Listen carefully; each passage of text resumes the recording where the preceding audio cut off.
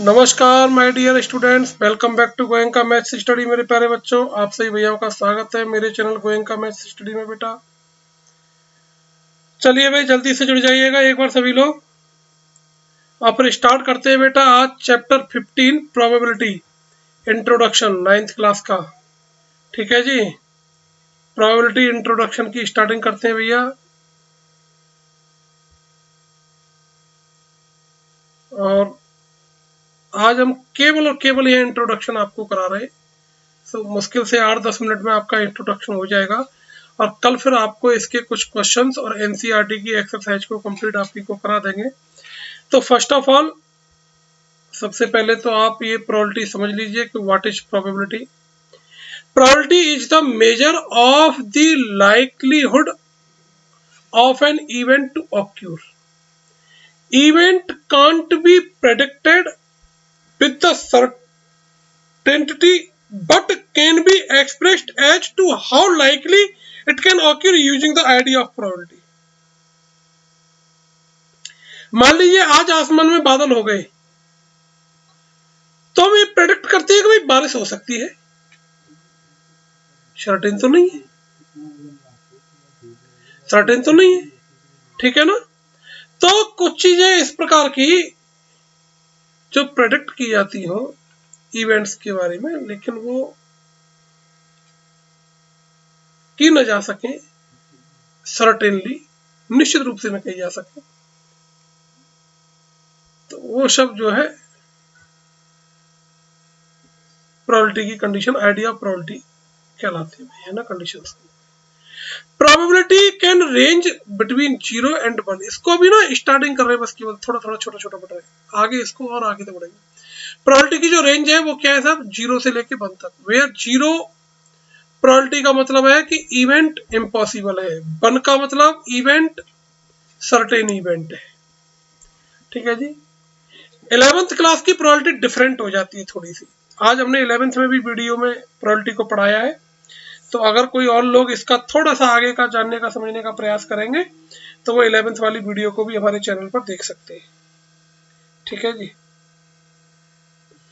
Probability का formula क्या है साहब, number of trials favourable to an event total number of trials. अब कैसे समझ लो, इस प्रकार से आप लोग इस चीज को समझ लो। देखिए मेरे पास में, आप ऐसे मानो कि भाई ये आपका क्लासरूम है, ये आपका क्लासरूम है, और ये मान करके चलो कि भाई शिवम भाई, इस क्लास में टोटल स्टूडेंट 40 हैं। कितने स्टूडेंट हैं साहब इस क्लास में, 40 स्टूडेंट्स हैं। ऐसे करके मान लो साहब 40 स्टूडेंट है। इसको आप ऐसे करके समझ लो, फेवरेबल का मतलब क्या है, व्हाट इज द गफला ऑफ फेवरेबल। ये ऐसे करके आपके पास टोटल 40 स्टूडेंट्स हैं। कितने स्टूडेंट्स हैं साहब इस क्लास में, 40 स्टूडेंट्स हैं। अब मान करके चलो कि साहब शिवम भैया का झगड़ा हो गया, या मान लो कि साहब शिवम भैया का बर्थडे पार्टी है, शिवम भैया की बर्थडे पार्टी है। ठीक है जी। तो अब शिवम भैया को अपनी बर्थडे पार्टी में अपने 10 छात्रों को बुलाना है इस क्लास में से। कितने छात्रों को बुलाना है जी, 10 को। तो वो इस क्लास में से किन 10 को बुलाएगा, जो उसके बहुत अच्छे मित्र होंगे, जो उसके बहुत अच्छे मित्र होंगे उनको बुलाएगा। तो यानी उसके बर्थडे पार्टी में आने वाले फेवर में, उसके फेवर वाले स्टूडेंट कितने हैं साहब, 10 हैं। तो जो उसके फेवर की बात करे वो फेवरेबल आउटकम्स। लेकिन निमंत्रण तो वो 40 को दे सकता है, बुलावा तो 40 को दे सकता है। अब इसको दूसरे तरीके से समझ लो। अभी मान लो कि शिवम भैया का झगड़ा किसी एक दूसरे छात्र से हो जाए स्कूल के से, और वो अपनी क्लास में आकर के कहे, ओ भाई जल्दी चलो यार, कोई और 10 बच्चे आ जाओ, भाई 10 बच्चे आ जाओ यार, मैं झगड़ा हो गया है। तो शिवम भैया के साथ कौन जाएंगे, जो उसके फेवर के होंगे, जो उसके मित्र के होंगे, तो वो 10 जाएंगे। तो वो उसके फेवरेबल आउटकम्स हो गए जी। निमंत्रण उसने 40 को दिया है, तो अपॉन टोटल आउटकम्स, यानी उसके साथ खड़े होने वाले कितने स्टूडेंट से, उस बात की प्रोबेबिलिटी क्या है, तो favourable outcomes upon total outcomes, it is the probability, it is the probability. Clear हुआ क्या सभी को? हाँ भाई, प्रोबेबिलिटी का मीन समझ में हो गया सब, क्लियर सभी को? चलिए साहब, अब यहाँ पर समझ लो भाई आप एक्सपेरिमेंट क्या है। An experiment is any procedure that can be infinitely repeated or any series of actions that have a well-defined set of possible outcomes. Well defined word जोड़ा है, ध्यान रख लीजिएगा, वेल डिफाइंड सेट होना चाहिए।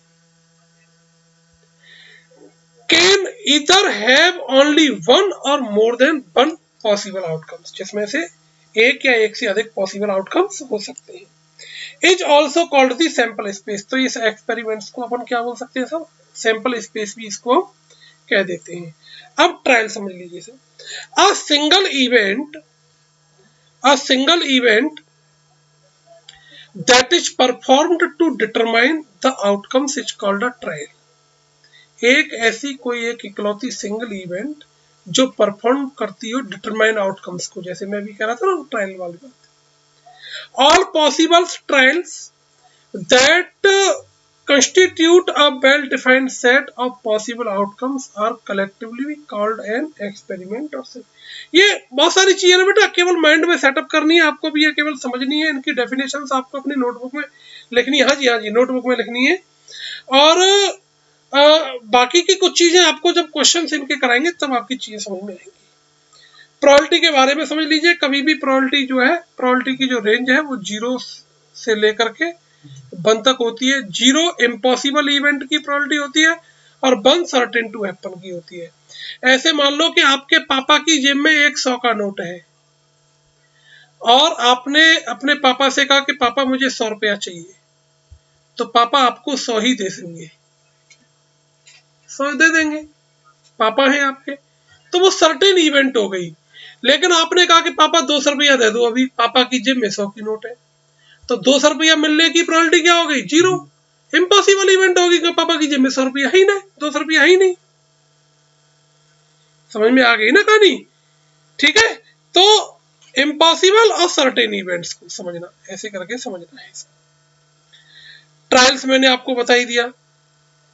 एक्सपेरिमेंटल प्रोबेबिलिटी क्या है साहब, और एम्पिरिकल प्रोबेबिलिटी।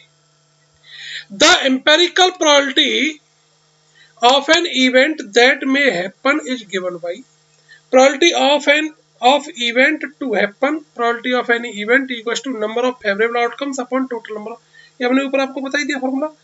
अब यहाँ पर आप कुछ एक्सपेरिमेंट्स को समझ लो भाई, क्या समझना है साहब, एक्सपेरिमेंट्स को समझ लो।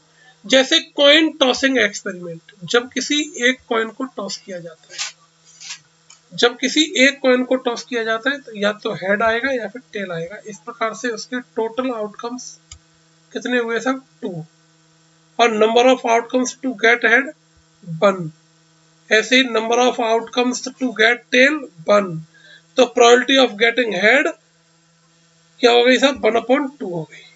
ठीक है जी, ये छोटी छोटी चीजें आपको अभी समझनी है। 9th क्लास की प्रोबेबिलिटी, भाई बच्चा है, प्रोबेबिलिटी का जन्म हो रहा है आपके यहाँ, ये समझ लो। या यूं कह दो कि साहब 8th क्लास में जन्म हो चुका था प्रोबेबिलिटी का, 9th में तो आप उसका नामकरण संस्कार कर रहे हो, तगा बांध रहे हो, आप उसका डस्ट डाउन कर रहे हो। ठीक है जी, कुआ पूजन हो रहा है इसका, यूं मान लीजिए अभी कुआ पूजन हो रहा है, और ये चलना सीखेगा कब, 10th में, और इसके ऊपर चर्बी चढ़ेगी कब, 11th में, फिर और चर्बी चढ़ेगी कब, 12th में, फिर ये बन जाएगा पुनीत फौजदार। 12th में चलते चलते आपकी क्लास का है, चला ही ना जाएगा, इतना हैवी हो जाएगी प्रोबेबिलिटी, लाइक पुनीत फौजदार। चलिए भैया क्वेश्चन, अब यहाँ पर एक चीज ये आगे समझ लो sir, rolling of dice experiment, किसी डाइस को रोल करने का experiment. When a fair dice is rolled, जब किसी एक फेयर डाइस को रोल किया जाता है, the number that comes up top is a even 1 to 6, तो या तो 1 आ सकता है, 2 आ सकता है, 3 आ सकता है, 4 आ सकता है, 5, 6 और 6 में से कोई भी। तो टोटल आउटकम्स कितने हो गए जी उसके, 6। Number of outcomes to get 3, अब 3 तो उसमें एक ही है, 4 की 4 हो गया। इवन नंबर कितनी है साहब, 3। ऑड नंबर कितनी है, 2।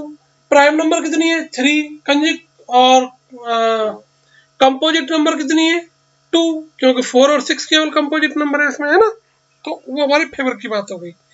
लूडो को हम कैसे समझते हैं साहब, जैसे मान लो कि पुनीत में और तनिष्क में, दोनों में सब लूडो का गोटा का खेल हो गया, सब गोटी बार हो गई, दोनों में लूडो चल रही है। अब पुनीत की गोटी तो जब मरेगी साहब जब 4 आ जाएगी। तनिष्क ने गोटा फेंका तो पुनीत की गोटी न मरे, इस बात की प्रोबेबिलिटी क्या होगी? 4 के अलावा कुछ भी आ जाए तो पुनीत की गोटी मरेगी नहीं। तो फेवरेबल आउटकम्स कितने हो गए हमारे? 5 हो गए साहब, और टोटल आउटकम्स कितने हुए? 6, तो प्रोबेबिलिटी हो गई। अब दूसरे तरीके से चलते हैं साहब इसको। मान लीजिए कि साहब आपके जो है हर्षित भैया को अपने मम्मी पापा के साथ में कुल्लू मनाली ट्रिप पे जाना है। अब मम्मी तो कह रही है कि बेटा ले चलो, पापा कह रहे हैं कि रिंदो ठंड पड़ रही है। बोले सिक्का उछाल लूं। क्या कर ले साहब? सिक्का उछाल लो। हर्षित भैया की बहन ने कही कि पापा ऐसा करो, सिक्का उछाल लो। अब सिक्का है नहीं तो बोली लपक के कि पापा गोटी ले आओ तुम्हें लूडा की, और लूडा की गोटी ले आई लूडो की। अब लूडो की गोटी ले आई, अब कैसे डिसाइड करें साहब? तो वाके पापा बोले ठीक है बेटा, लूडो की गोटी उछाल, और अगर कोई भी इवन नंबर आए गई तो तू जो कुल्लू मनाली जाएगो, और इवन नंबर नहीं आई तो कुल्लू मनाली नहीं जाएगो। तो हर्षित के कुल्लू मनाली जाने की प्रोबेबिलिटी क्या हो गई साहब? अब इवन नंबर कौन कौन है वहां में? 2, 4, 6। तो हर्षित के फेवरेबल आउटकम्स कितने हुए साहब? 3। और टोटल आउटकम्स कितने? 6, क्योंकि चाहे 1 भी आ सके, 2 भी आ सके, 3 भी आ सके, 4 भी आ सके, 5 भी आ सके और 6 भी आ सके। तो प्रोबेबिलिटी क्या आएगी हर्षित के कुल्लू मनाली जाने की? 3/6। इसको शॉर्टेस्ट फॉर्म में आंसर देना है, यानी 1/2। हर्षित के कुल्लू मनाली जाने की प्रोबेबिलिटी क्या हो गई साहब? 1/2, क्योंकि अभी हम भी लूडो गेट खेलने वाले हैं। ठीक है जी। नेक्स्ट क्वेश्चन साहब, सम ऑफ प्रोबेबिलिटीज ऑफ फेवरेबल और एंड अनफेवरेबल इवेंट्स। तो फेवरेबल और अनफेवरेबल इवेंट्स का जो सम होता है वो हमारा 1 होता है। इसको आप लोग एक बार पढ़ लीजिएगा ये सारे ट्रायल्स के बारे में। ठीक है जी। आज केवल इतना ही आपको करा रहे हैं भैया, इससे ज्यादा आगे आज हम नहीं करा रहे। कल आपकी एनसीईआरटी की एक्सरसाइज को करवाएंगे। तब तक के लिए आप स्वस्थ रहिए, मस्त रहिए। सभी भैया